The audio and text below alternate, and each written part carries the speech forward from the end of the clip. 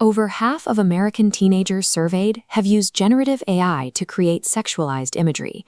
This is the new baseline of digital behavior. This data comes from a 2026 exploratory study by Chad M.S. Steele, published in PLOS 1, investigating GenAI sexual image usage among adolescents. The researchers anchored their findings in a specific demographic, a representative sample of 557 English-speaking teenagers, all between the ages of 13 and 17. This chart illustrates the scale of the findings. Out of those 557 individuals, 55.3% reported creating at least one image using notification software, and 54.4% had received one. To understand the weight of that metric, we have to look at how the justice system classifies these images as child sexual exploitation material, or CSEM, the legal framework used to prosecute the sexual exploitation of minors. Historically, the production of CSEM was a technical crime. It required specialized access to dark web networks and was primarily associated with adult offenders possessing advanced computational skills. Today, the technical barrier to entry has dropped. The tools required to manufacture this material are available as smartphone applications, accessible to any adolescent with a mobile device. The advanced technological capabilities of artificial intelligence have integrated the production of CSEM into common adolescent social experimentation. The study analyzed two distinct generative AI pipelines. We need to differentiate them because they produce different vectors of harm. First is text-to-image creation, using large language models to generate visuals from text prompts. The second pipeline uses nudification tools, applying AI in-painting to digitally remove clothing from real photographs. As this bar chart shows, nudification usage is significantly higher. This operational difference matters because of the targets involved. Text-to-image generation frequently results in synthetic images of adults. Nudification, however, requires a basis photograph of a real human being. As a result, users aim these tools almost exclusively at peers within their own social circles. While general AI prompts are used for abstract expression, nudification apps drive direct, localized peer victimization.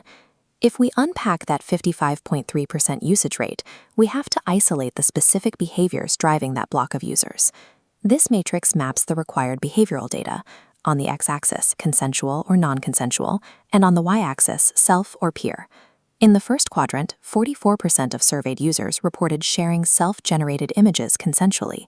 This group represents a technological evolution of traditional adolescent sexting. Teenagers are applying new tools to participate in established rites of sexual exploration. But when we cross over to the other side of the matrix, the focus shifts to non-consensual peer targeting. The data reveals a significant rate of victimization. 36.3% of the surveyed teenagers reported having a non-consensual GenAI image created of them. Furthermore, 33.2% of individuals had at least one non-consensual image distributed to others. This sharing metric introduces the concept of secondary victimization, the compounding harm caused every time an image is forwarded.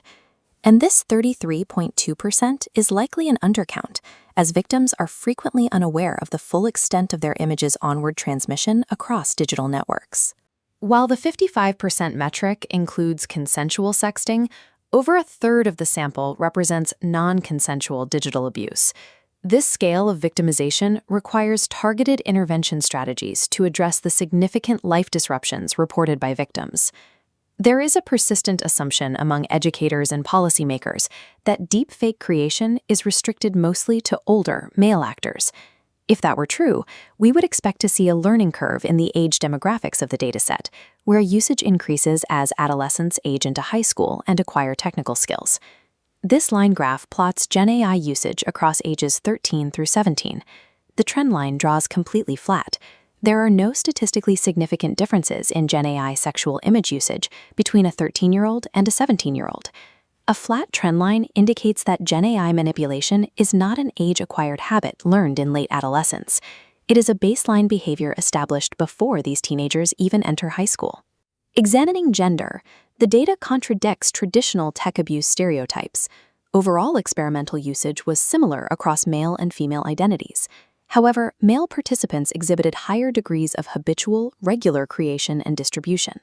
Additionally, sexual orientation and race yielded no statistically significant variance in overall prevalence, completing the picture of demographic flattening. Because this digital behavior is uniformly present by age 13 across all demographics, educational interventions deployed in high school are arriving years too late. To be effective, prevention strategies must be implemented in middle school. The sociological survey data establishes the scale of the behavior, but it immediately collides with the strict legal reality governing these actions in the United States. That reality is dictated by a specific federal statute, 18 U.S. Code Section 1466A. Under this law, the production, viewing, or distribution of these GenAI images legally constitutes the manufacturing of child sexual exploitation material, a federal crime. Crucially, the law contains a clause regarding artificial intelligence. It explicitly states that it does not require that a real individual be depicted to trigger a violation. This visualization illustrates a massive legal behavioral paradox. We have an unyielding federal CSEM statute on one side, and on the other, over half of American teenagers who are technically committing federal felonies from their bedrooms. Researchers identified a gap in this framework.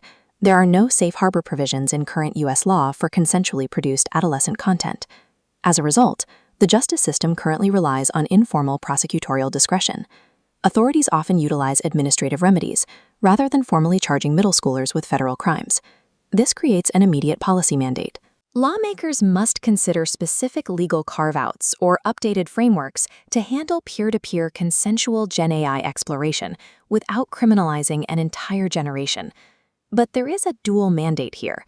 While the law must adapt to consensual use, the 36.3% non-consensual victimization rate requires advanced digital forensic tools and law enforcement training to protect victims. Generative AI provides an immediate, low-barrier pathway to CSEM creation.